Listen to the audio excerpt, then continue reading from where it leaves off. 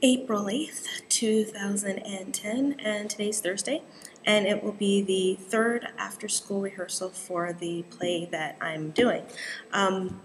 When I took the job here, they already had an idea of what they wanted for their elementary school play, and it was called The Collected Works of Shel Silverstein, and basically that's all I was told.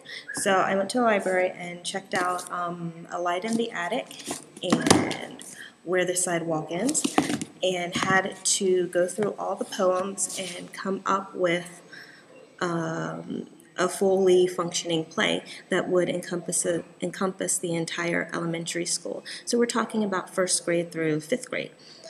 I was able to do that and kind of make it flow nicely, and I have a cast of 71 kids and 11 on the crew. I opened it up for fourth and fifth grade, so they could either act if they wanted to, or they could be on the crew to kind of help me out with lights and sound and props and staging. And I actually have 3, sometimes 4, extra directors helping to wrangle everybody, and a costume person and 3 understudies, which is working out quite nicely.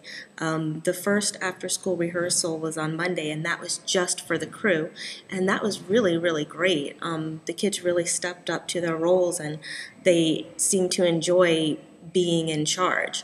There was one who was just supposed to be on lights, I think it was, but quickly kind of figured out that not only did he like the lights, he liked the whole electrical side of things. So I just made him my crew chief.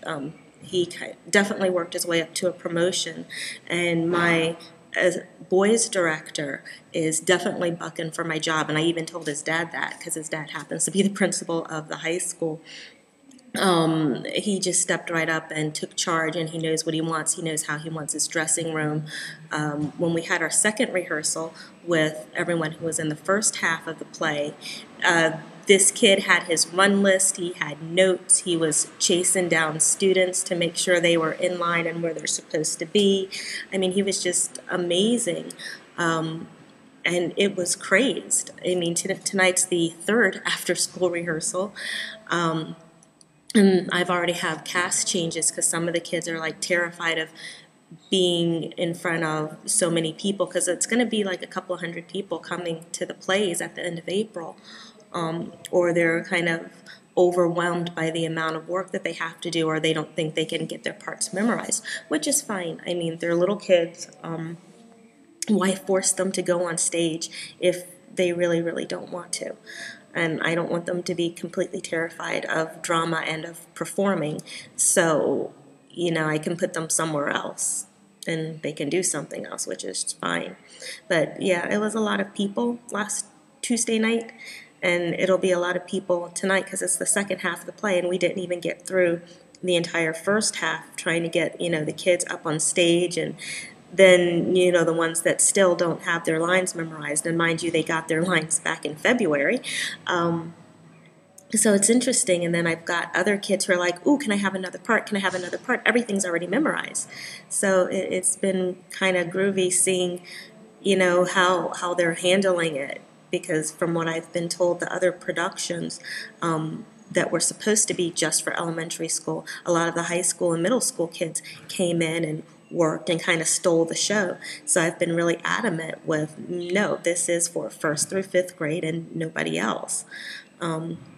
It's cool that the elementary school principal is totally behind, kind of like my vision 100%. And it's kind of neat because when she comes up with ideas, they're like really groovy ideas that will definitely work. So we kind of have the same madcap psychotic vision.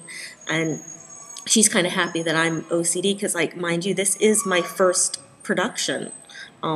Music, that's easy stuff. I was a roadie forever and worked in television, camera and editing. But I mean, this 71 kids, little kids, first, second, third, fourth, fifth grade kids, 71 of them. And yeah, I do have a couple of the teachers that come in and help. Usually it's only like 2. So it's me, 2 other teachers who don't know the script and the runtime, and then my 3 directors. And it gets a little bit overwhelming.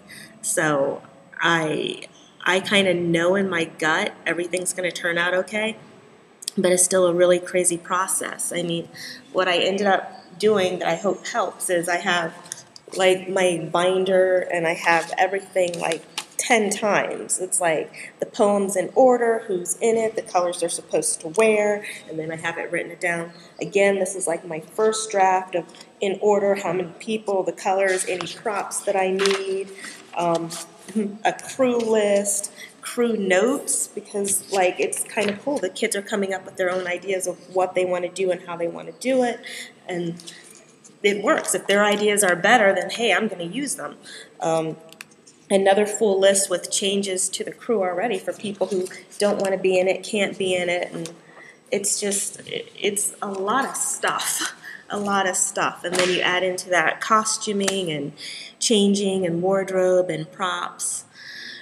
Yeah, so we're moving into day 3 of the after-school rehearsals for an evening with Shel Silverstein, and we'll see how it goes.